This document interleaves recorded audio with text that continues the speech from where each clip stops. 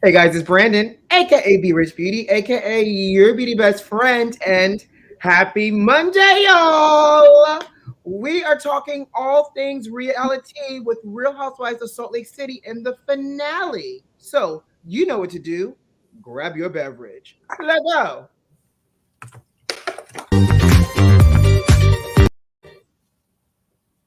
Let's try that again. Grab your beverage. Let go.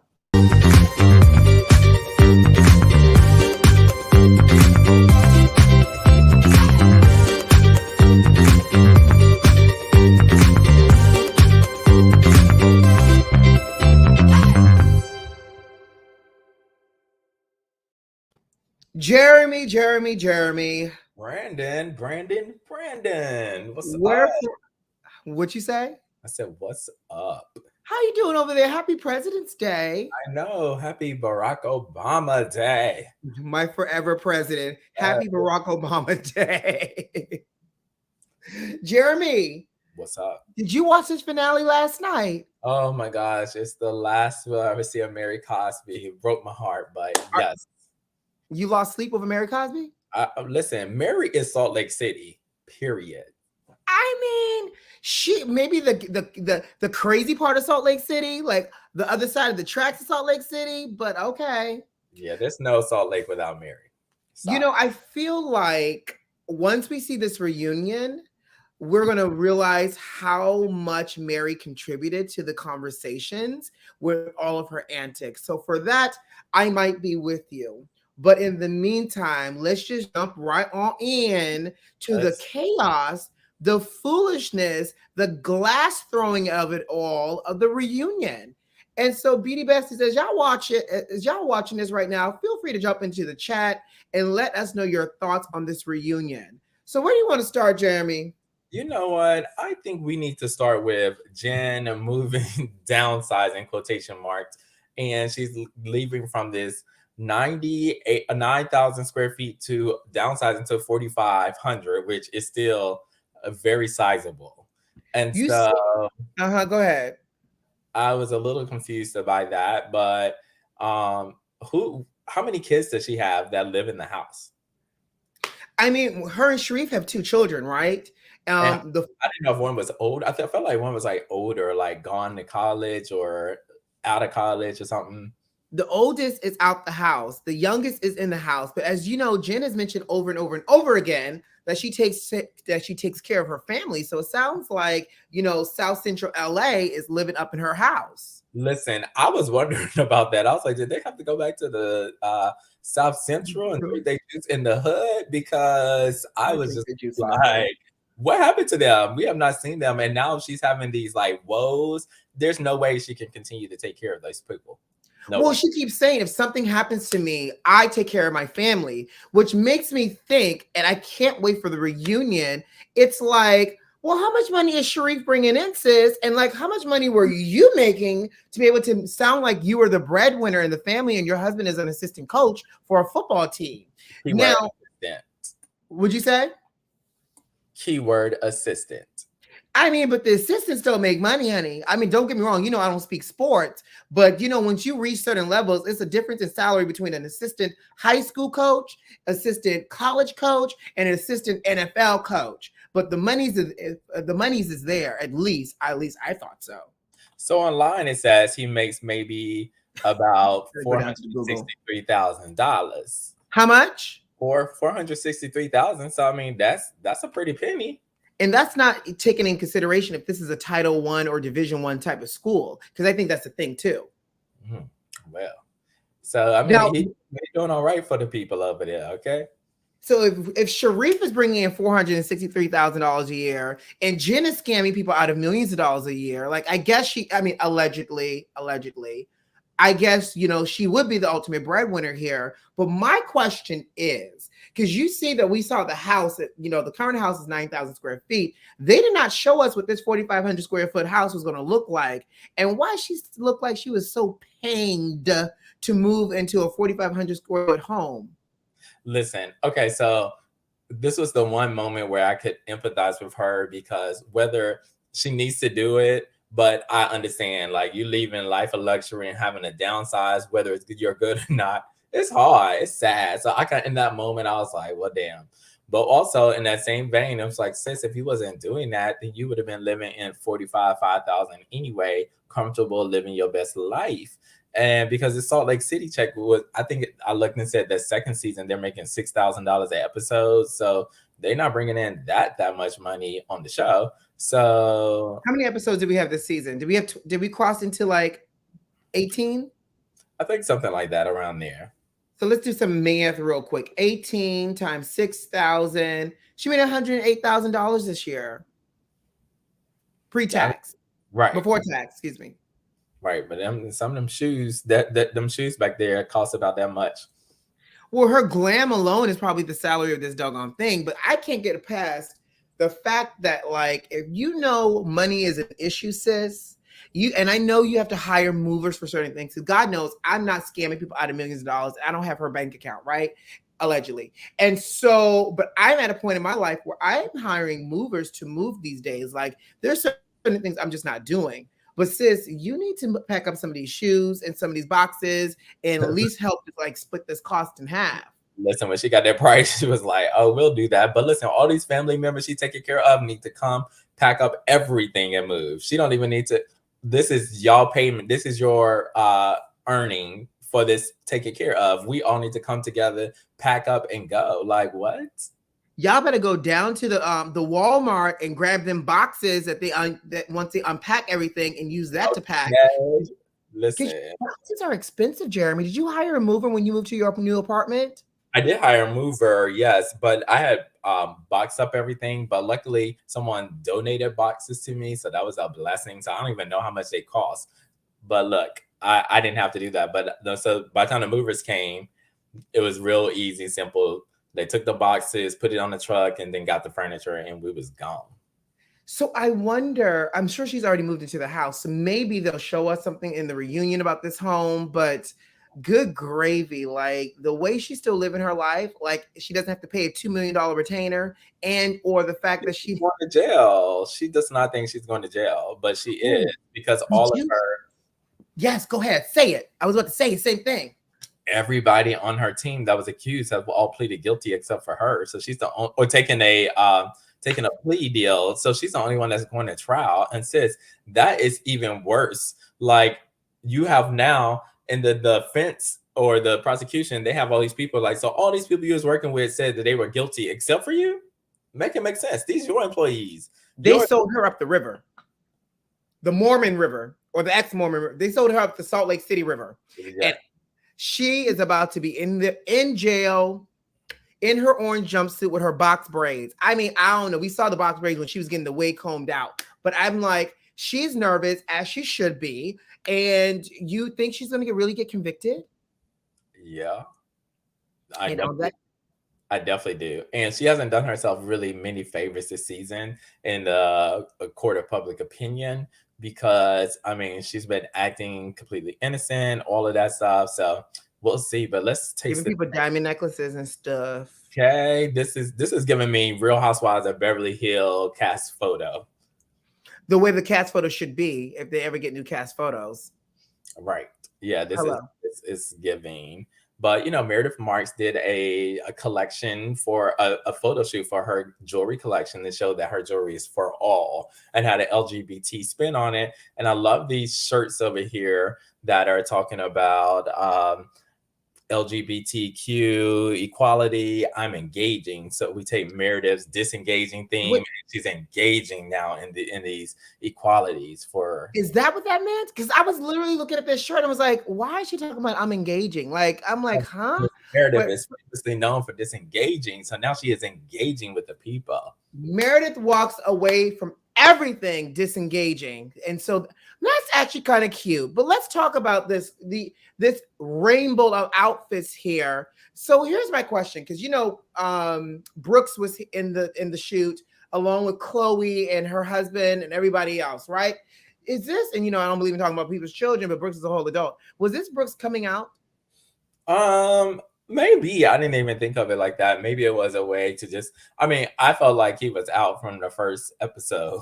Child, we all felt that way, but apparently, child, Brooks isn't out, and you know, Jenny Jen attacked her by saying that, all types of things, trying to put Brooks on Front Street. And now that's what tore down their relationship and her friendship, because Jen's constant attack on her family. Okay. Right. So that's wild, but I like the outfits, and I'm really surprised the jewelry is actually kind of cute. No, the jewelry's cute. Yeah, jewelry's cute. So, Meredith is kind of, she's has her own little style, but I think like her jewelry, she's classy. She knows what's nice and stuff. So the hetero men buying jewelry, does this scream all inclusive? I mean, it screams like, yes, women, yes, the gays, we want you here. But like, is Seth wearing this? Like, is Whitney Rose's husband buying jewelry for himself from Meredith Marks' collection? Like, does this scream that we're inclusive for the hetero men as well? It does not. I mean, I'm sure the pieces look really good on men of all. No, they look great, period. It's not like this is for straight men as well too, like come and buy me. So it's a little on the feminine side. But let's talk about this Vida party. Yeah. Oh, Mary. Oh, you gonna pour one out for the homies? Yes. Oh, Mary. Listen, this to me has been one of the best looks Mary ever came with. Mary came, her makeup was slightly done, her natural hair was combed and groomed, and her outfit was eclectic. Mary said, I don't know what y'all plan on doing, but I'm showing up and I'm going out on my own terms. And so I felt like, and I could understand Mary in this moment. This might be the only episode I really kind of agree with Mary a lot. And you notice Mary didn't have a lot of screen time towards the end, outside of her playing putt-putt golf with Robert Jr. But like when Whitney came over, Mary was like, I don't want to have a conversation with drunk Whitney. Like, if you want to talk to me, I want sober Whitney. And Whitney, sitting in her privilege and bone collector of it all, was very deliberate about, well, I want to talk. Please talk to me now. Please, please, please, please, please, please, please. And we see this. Yeah, no, that's great. And, Mary, when she get there, she's like, I don't know nobody at this party. I mean, that's such a thing when you get to a party and you don't know anybody. It feels so awkward. You just kind of standing there looking around. The entire cast was there. Seth walked up to her. Not Seth, but Lisa's husband walked right up to her. Like, what you talking about, Mary? I need to know or want to know, they are not here. And so, Mary was talking about the Vida. They asked her, did she drink it? And she said no, because it tastes like water. She said that thing tastes like water. Baby, when I tell you, I was like gagging. Okay. She said that on national television. She's like, I don't want this. Tastes like water and it leaves a bad taste in your mouth. To me, that was Mary's way of saying like, ooh, you smell like hospital. This leaves a bad taste in your mouth. Listen, I fully now, if I had any doubts about Mary talking about that Jen smelled like a hospital, after this season, I full-heartedly believe that she said that. Absolutely. She did. She did. And so, what else? Sharif comes and tells Mary, thank you for, having Jen at the church and everyone is so nice. And Jen was just like, yes, well, it's because I told them to do that. And so they follow your leaders. And in my mind, I'm just like, wait, this is a church. Like, these are supposed to be people that are walking in the ideology of Jesus Christ. So he would have just naturally spoke to people, but you had to be the one to tell the church members to go and say hello to Jen. Jeremy. What? For real, when she said that they followed the leader, I was like, bitch, that is going into the story in the narrative of you being a cult leader. Like, why you got to say it like that, sis? And the fact of what'd you say? Because it's true. They are, I think it's something ain't right in the milk over there. So is this a cult? Mary's gone now. Let's put all the cards and the chips on the table, sugar. Talking about Miss Mary, because look, skipping ahead, when Jenny got in the thing, she said, I wish Jenny would disappear. And now we know that Jenny, next thing you know, that picture of face of Mary, that picture of Jenny, Jenny is gone off the cast. When Mary. So Mary did this? Listen, Mary had, yes, he says, Cecil says, you had it right. Oh, cool. Listen, I'm over here. Okay, so don't get me wrong. I feel like, and I agree with Mary in this way, because Jenny inserted herself in her grievances while Mary was talking to Whitney. Yeah. Another classic example. Ghetto with it too, when she was like, "Oh, you so hood," because that's what she was giving. She was giving like she just got finished watching BET or VH1, loving hip hop, and she was coming to bring that same energy down to Park Slope. And I was like, "Girl, what?" Well, here's the thing, Jenny, you sat on the other side of Jen in the middle, Whitney talking about, well, what are they saying I can't hear? It's not meant for you to hear. It's conversation between Whitney and Mary. Fact. So while you over here trying to insert yourself, and this is also my issue, like I felt like in this moment, Jenny wanted to cause a scene. Jenny was trying to. She's like, no, this is the finale. I got to go out with a bang. She was like, I'm trying to secure a snowflake for next season. Lo and behold, her racism, melted her snowflake. But this was very much, I felt like Jenny was overreaching here. Like, you want to use this woman's event. And, and it's another thing. You threw, and this is how Jenny did it for show and not to really attack Mary, because she threw that glass short. And like Jen said, sis, been there, done that. We saw when Jen threw a glass, Jen meant business. Jenny knew that she could not have that glass come anywhere close to making contact with Mary. Listen, Mary wished her gone. She gone. Jen came for Mary last season. She in this thing, Entertainment Tonight or whatever this Entertainment Weekly tried to say something about Mary. They going out of business on their print publications. No, shut up. What happened, Jeremy? Excuse me, I got excited. What happened, Jeremy? Listen, Entertainment Weekly is stopping, I think, their what was it? Their print or something like that. And so, is that for real? For real? Or are you making this up? Beauty Besties, y'all heard this? I'm gonna have to go and verify that. But I feel like while you go down to the Google for that, huh? No, I say okay. What I thought was, I don't know, did you catch this? Like when Jenny apologized to Lisa for throwing the glass? Entertainment Weekly to halt print edition. And see, listen, that's why I'm not saying nothing bad about Miss Mary Cosby. I'm gonna continue to send my tithes and offering down to her Cash App at $ Mary Cosby or not the Cash App at so y'all don't listen to Jeremy and do not Cash App Mary Cosby. We don't even know if that's her Cash App name. Listen, if you want to Cash App somebody for your ties, Jeremy, the House of Richardson, B.Rich Beauty, the House of Beauty could use your 10%, sir. All right, yes.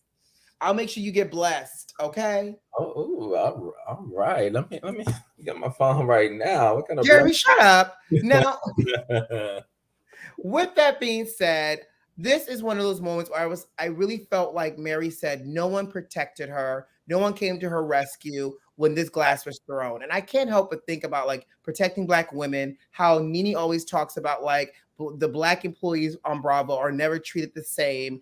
Is Mary right in this moment? Did she, was she protected? Where was her friends? Did they show up for her? So, I mean, I don't think it was a Black thing, because I don't think like when Jen was up in Lisa's face, didn't nobody come and run and rescue her. Like they just and then I don't know if you saw it, but when Jenny was, before she threw the glass, Jenny was going to give up and Heather said, no, go talk to her. And then that's when Jenny went back and tried to talk to her and threw the glass, because Heather was like, nah, girl, you need to go and talk to her, handle that. So I think that was a bit extreme. People should have called Jenny out for that. It was not okay. That was just too far. Someone should have checked on Mary. But like Mary said, like, this is crazy. There's a maniac on the loose, and there was. And she gracefully exited to Bravo Heaven, because not Bravo Heaven. They allowed Mary to walk away, and nobody walked after her to try to bring her back in. Not even Meredith. So in this moment, let's talk about it, because Meredith was there. Meredith was somewhere else. But that venue was not that big. You got the streetcar food over to the left, and you got this over to the right. First of all, there was not even a lot of people at the venue. Okay, that was a cute Black couple. Did you see that? I saw the little token Black couple. Where is from? Right. I was like, can we interview her and see if she got something interesting to give? Because I mean, she was cute and her man was cute. that couple was beautiful, period. And he was cute too. Right. But the fact of the matter is they all continued on and no one said, where's Mary? Go grab Mary. They let Mary walk away. So I feel some kind of way here because anyone else, when Jen got super overwhelmed in the Garden of Shade and they all went after Jen to try to bring her back, when Meredith wanted to walk away in the cabin, they brought her back. Someone threw a glass at Mary and they allowed Mary to walk away and no one said anything. Lisa said, what are you apologizing for? And then they continued to then have conversations about why Jen and Meredith can be friends. Protect Black women.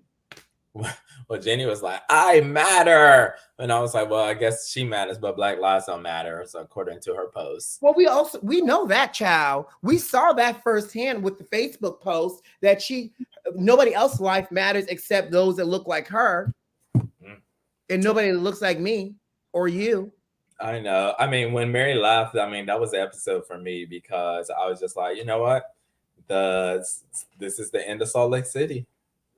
So here's what I want to know. And this is a question for everybody that's watching. For Salt Lake City to be successful for season 3, do they need to hire another Black person?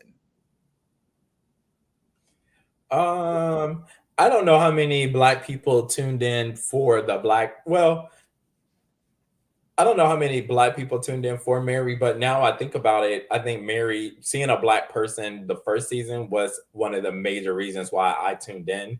Because if it was going to be another like all white cast again, I was not tuning in. So I was very surprised when I saw Mary, I saw Jen, and then, like saw some of the other women. I was like, oh, this is okay. I can maybe get with this. So we're going to need some kind of diversity up in there and somebody that's funny, that's quirky, that's entertaining, not somebody that's bringing drama. Because I think Mary was just funny. Like, it was just Mary funny. was rude. Mary was insensitive. Mary lacked emotional intelligence. That's what it was. She didn't have the emotional intelligence. So the thing she was saying, though, it is rude to the average person. To Mary, she was just like saying what was on her heart. To the average person, Jeremy, don't give her that much credit. The shit was rude, period. Oh my gosh. But yeah. So on that note, though, are you watching the 3-part reunion? Yeah, I'm gonna watch the reunion. I like to finish what I started, so I'll be watching that for sure. So here's also what I'm glad that I saw is that the reunion is 3 parts, not 4. Because baby, I was not gonna be able to take no 4-part reunion without Mary and her antics. Listen, I need for them to figure out something, make Mary a friend of, give her a couple of appearances, because I need to see Mary. Like, I just need to see Mary. So but you know what? We'll be able to survive. Think about when Nene left the franchise the first time. It tried to find its way, and I think it did on some sort of level. So we'll see what Bravo tries to do to fill the Mary gap. And at the end of the day, there was so many other characters, right, that kept us there. And when Nene left, we was all ready for her to go because she was giving me nasty and rude Nene, and I'm too good for this.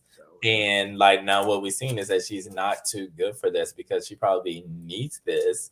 And she's good TV. I mean, Nene is good TV when she's there and wants to be there, but I would never want her to come back to Housewives or Ultimate Girls Trip or nothing with her attitude of people owe me something, because they don't owe you anything. This platform is successful and still going because of the people that are currently giving of themselves. You started it, yes, but it would not still be here today if the people, us, aren't keeping it going.